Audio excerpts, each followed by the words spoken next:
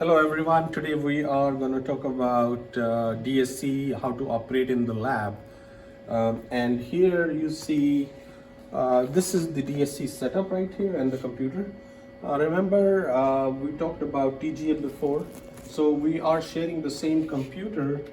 I am going to log into the computer and here we talked about here what you have is you have pans which go into the DSC machine. This is particularly the lid.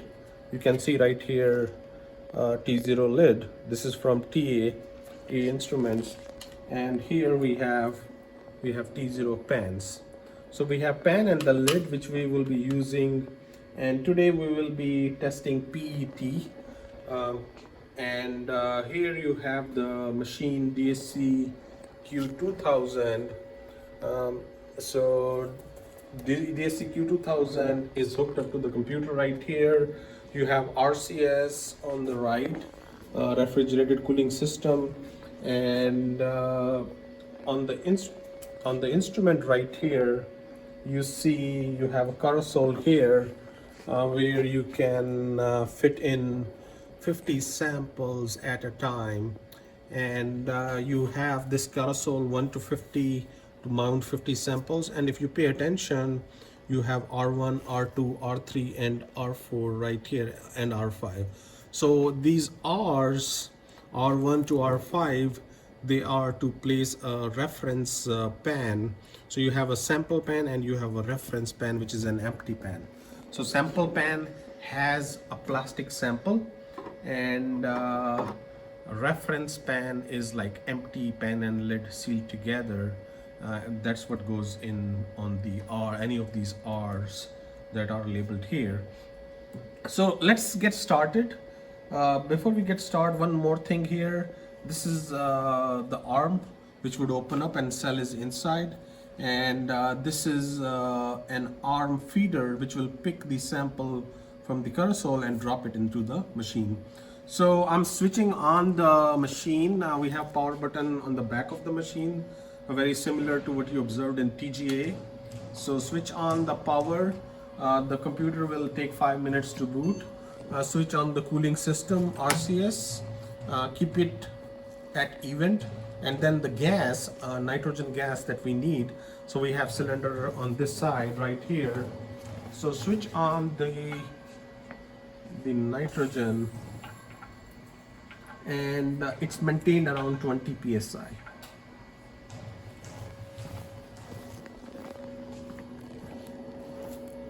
So you can see the system started booting. It will take a little bit of time to get going. In the meantime, we can take out the pans and cut the sample. Also, one more thing that I wanted to show you guys is the dies. Here what you see is you have dies.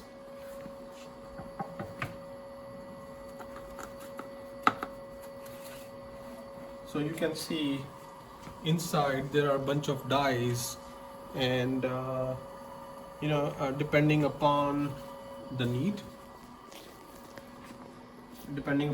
we can choose the type of the die. So we are using T0 pan and T0 lid.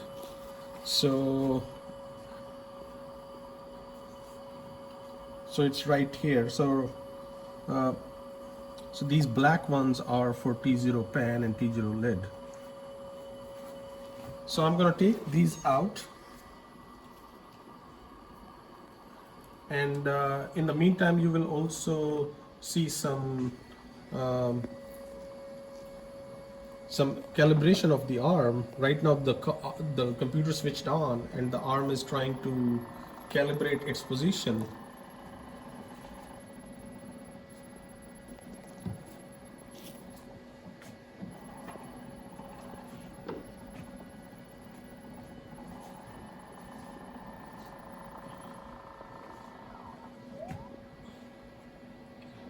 So Also, you see it says cell contact established, so that means we are good.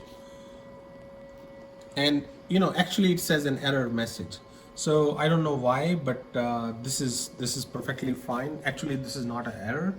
This is cell is connected with the machine and it's working okay. So that's a good error if it is. So don't worry about the error message. So here I had this old die which I was using for hermetic pans other day. So I'm taking out the dies, and I have now T0 pan and top die and bottom die. So I'm first inserting the top die here, and then I'm inserting the bottom die. So now our press is ready, our cell contact is established. Now let's come to the software. So if you come to the computer right here, you see this Q2000. It's showing us temperature, so that means it is communicating right here. It's showing standby. I'm double clicking on the TA Instrument Explorer, and the software pops up. And actually, it's very similar to TGA setup. So don't get confused. Q2000, the name of the instrument relates to DSC, and it says DSC here as well. So you can confirm just to make sure not any other TA instrument is hooked up to the machine. And here it says cell contact established. And remember, this is a good message. Press OK, and then you enlarge the window. So the first thing that we do is go to control, and then go to event, and then on the event. And then second thing that we do, it says it's recommended to enable go to the temperature to avoid frosting the cell. So we go to control again and go to standby temperature. So what we are doing by pressing the event on, there is something called flange in the instrument right here underneath. So there is a flange here, and we are cooling the flange to minus 60, minus 70 degrees C before we get going with the experiment. So flange has to go to below minus 60, minus 70 degrees C. Also go to standby temperature. The cell that we have here on top, we set it up to go to between 35 to 45, so it stabilizes around 40 degrees C. So this is a very critical step. If we do not follow this step properly, we can potentially harm the instrument, and it would be an expensive fix to take care of. So this is very critical. We need to pay attention to the things right here, and you can also see the same things right here in the machine. You see flange temperature 20 degrees C. Initially the cooling system will not kick off very quickly. It will take maybe 5-7 minutes. There would be a noise here which will be indicative that RCS kicked in. So RCS will take some time to kick in and cool the flange. In the meantime, the cell that we sent to go to the standby temperature, so cell is maintained at 40 degrees C. So it's almost reached 40 degrees C. So flange is under the cell, and because cell is at 40, so it will heat up the flange before the RCS kicks in. So it's going to take a little bit of time before it starts going down. So it will heat up a little bit before it starts cooling. So we'll wait for maybe 5 minutes to let it go down to minus 60 degrees C or so. So we have a pan here, and generally this lower part of the die of press, I use it as a platform to carry around the pan, so it's easy handling rather than handling it with tweezer. So I'm putting pan in here on the balance, and I am shooting for 5 to 10 milligrams of PET plastic, and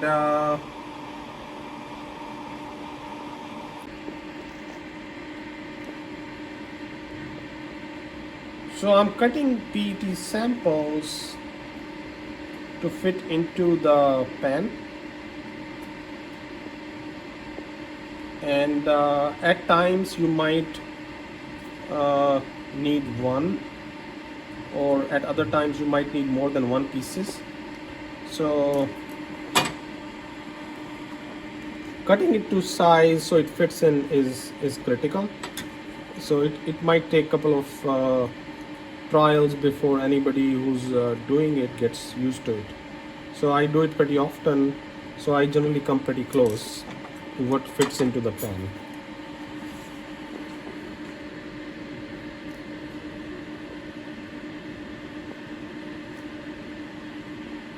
It's a little bigger, so I don't want to force it in.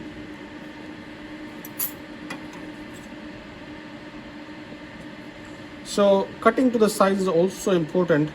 So we have a flat sample, so the bottom is like bottom of the pan is not disrupted.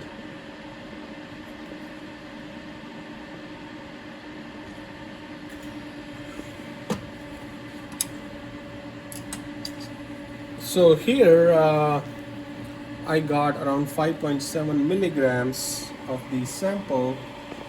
I'm gonna take it out and put it in the die to make sure it's sitting there properly. So this looks good to me. So this goes in, and actually we have to put the lid. I almost forgot. So we have to put a lid on top.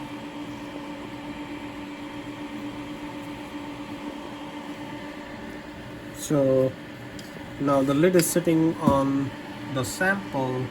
So we are going to crimp it now and seal the pan and lid.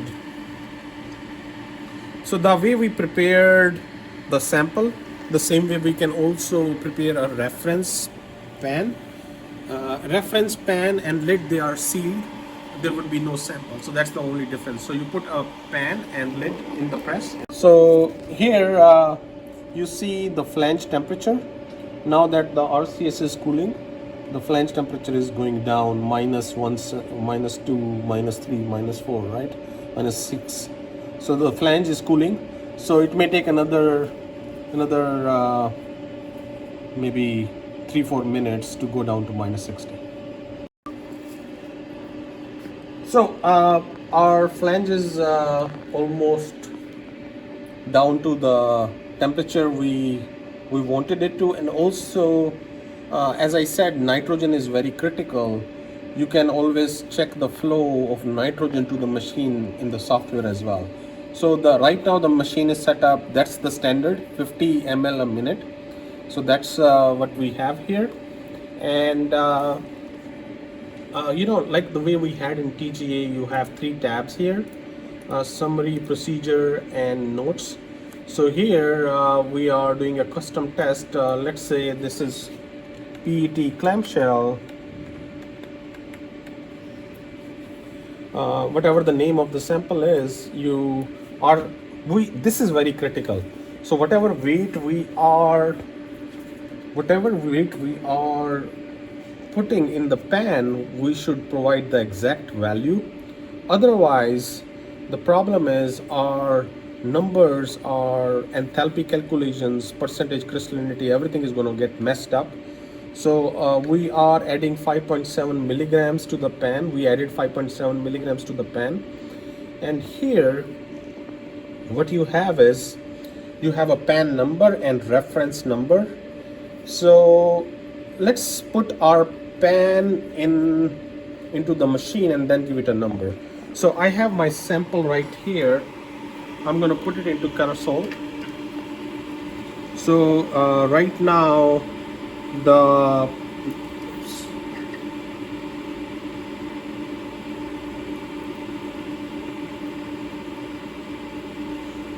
number 31 is open.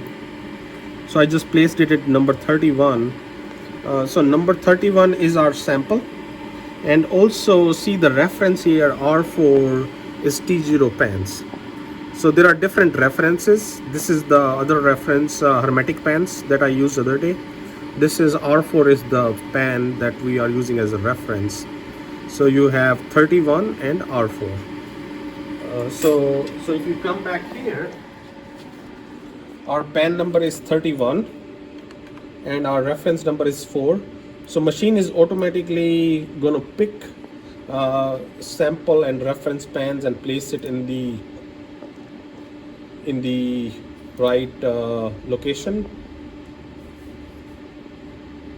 So we are saving the data, data, DSC, and then we have ITP 412 right here.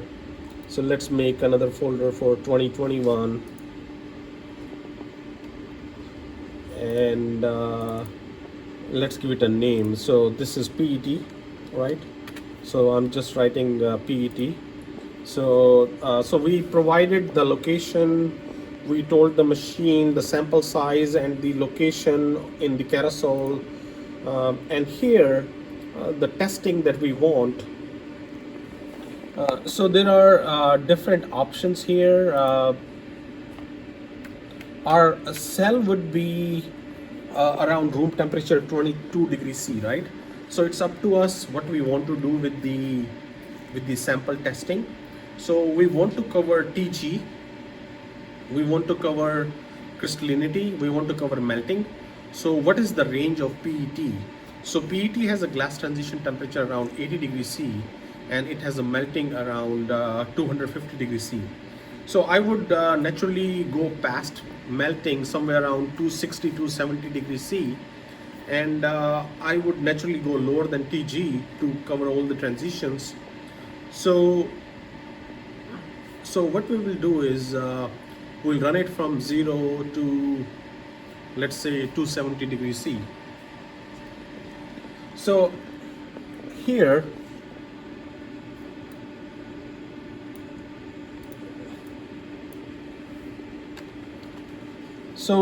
I want to go down to 0, right?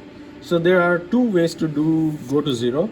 Either I tell it at what rate I want to go to 0 from room temperature, and I don't want to do that. The other way is equilibrate at 0.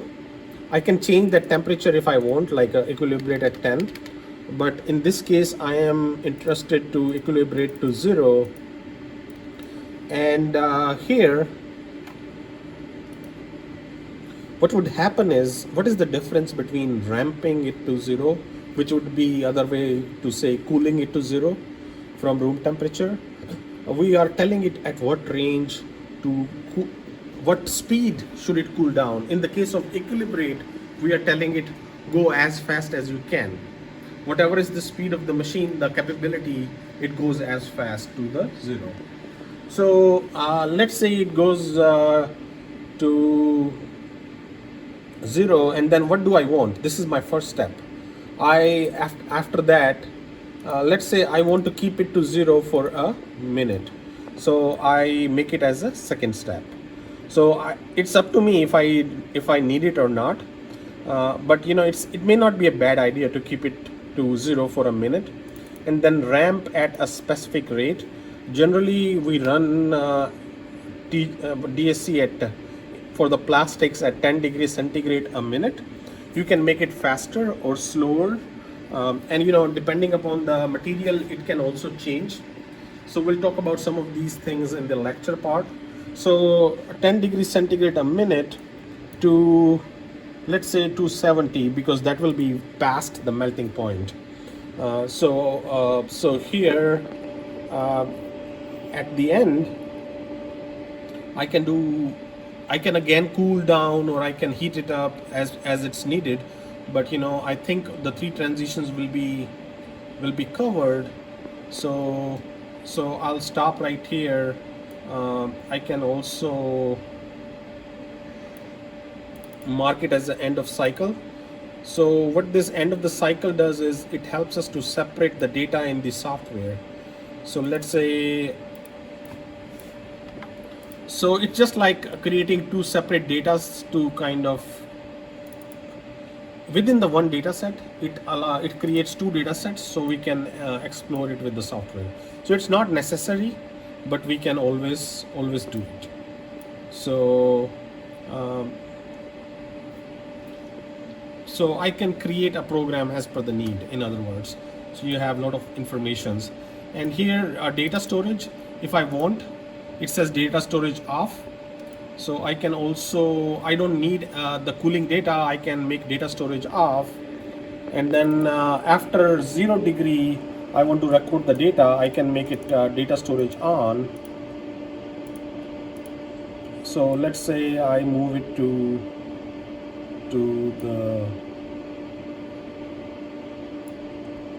step 5. So again, I can do so many things in here. So let's say this is what I want. So once you set up the program, these are just notes. They are not of any significant importance. They are just going to be in the file, in the data for your need. You uncheck the checkbox and you are good to go. So our flange is at low temperature. Our sample is our purge gas is flowing properly. So all we need to do is press the start button. And what you would notice if you go towards the machine, it says setup. So it's getting ready to set up.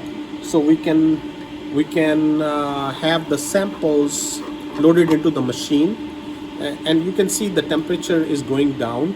So it's going down from 40, somewhere around 22.5 degree.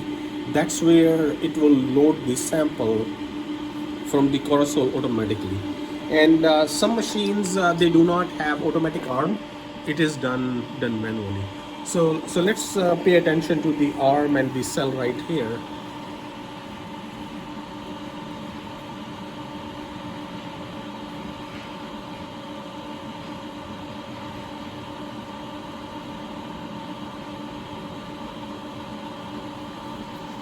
So now we are getting close.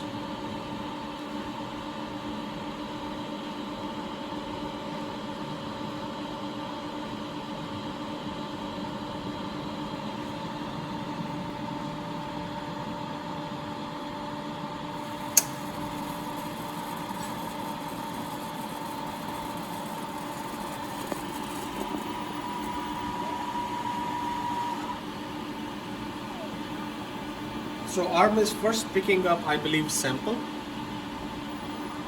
So it's going to place the sample. There are two posts. On the post which is closer to us, and you see the second post, that's where the reference is going to go in.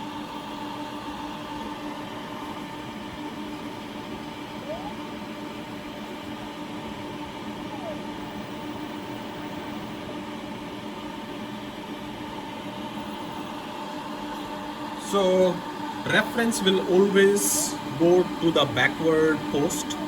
The front post will have sample. That's the custom, and in case the arm is not working, that's what we are supposed to do. So the cell closes down, and once the cell closes down, remember first we are going down to 0. So it will start now cooling down. And if you come to the software, you can see data storage off, it checked. So it is at second step, equilibrate at 0. So as I told the machine not to record any data, so it's not recording any data as of now. So it will come to step 5, and then it will start recording the data. So, but I can record this data as well if I need. So right now it's going down to 0, and you can see it's running, and the test will take almost like half an hour to finish.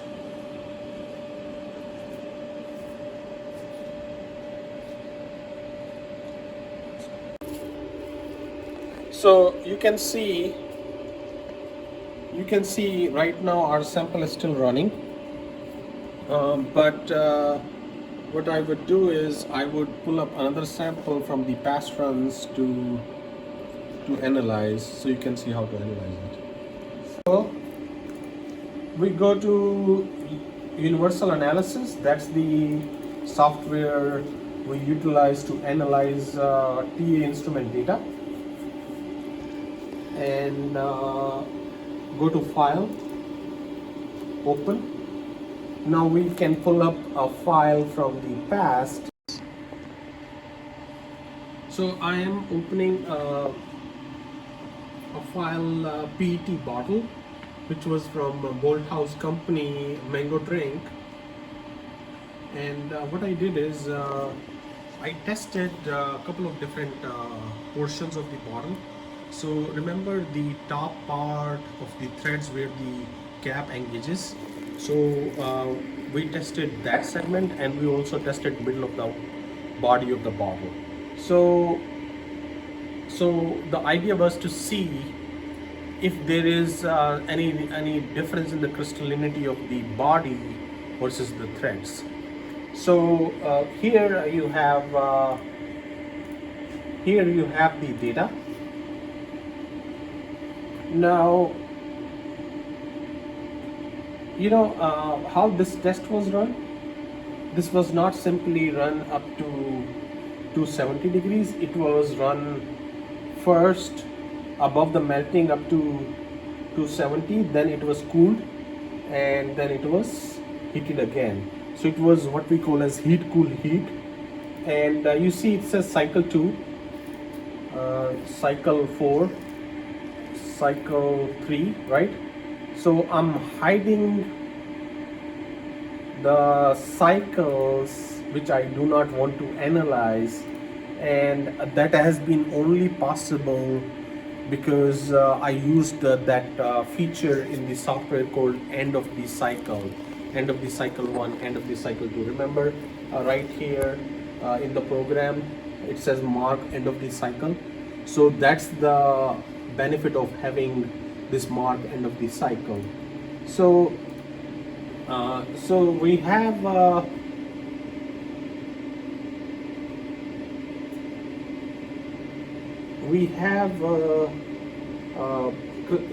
glass transition here.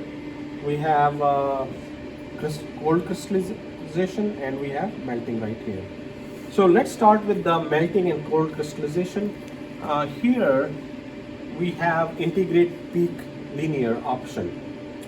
So I use this option to integrate a peak of interest. So you have two ends of the peak, right? So you select one end, and then you select second end, and then you right click, you accept. Hey Blake. Not here.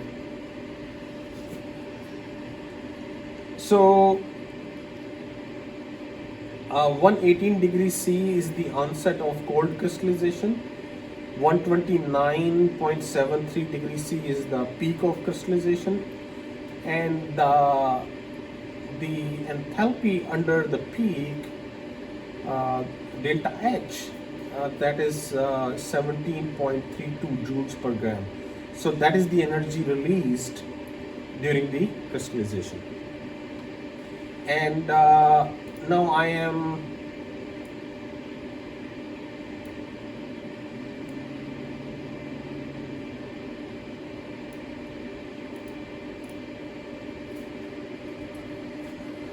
integrating the peak, melt peak right here. You see some of the areas in the plastic started melting around 238, the onset of the melting 238 degrees C, and the peak of the melting was around 248 degrees C. And here you have enthalpy of melt 38 joules per gram. So if I remember right, if it was 100% crystalline PET, enthalpy of melting is around 140 joules per gram. So we have the data, and based on that we can calculate the percentage crystallinity. Now To calculate the measure the TG, you have option here. So once you click that, now this signal is not clearly, there is some noise here. So ideally I would not consider it, but let's assume this is your step change. Then you accept, you select 2 points and you accept the accept it. And the middle, this CI, this is your actually glass transition temperature. So 78.22 degrees centigrade, and PET anywhere between 7 to 70 to 80 degrees C. That's where your glass transition lies. So that's what we have. And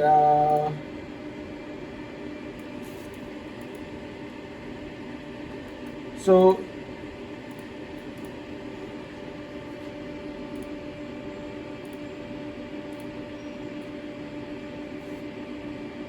I am looking at the other cycle.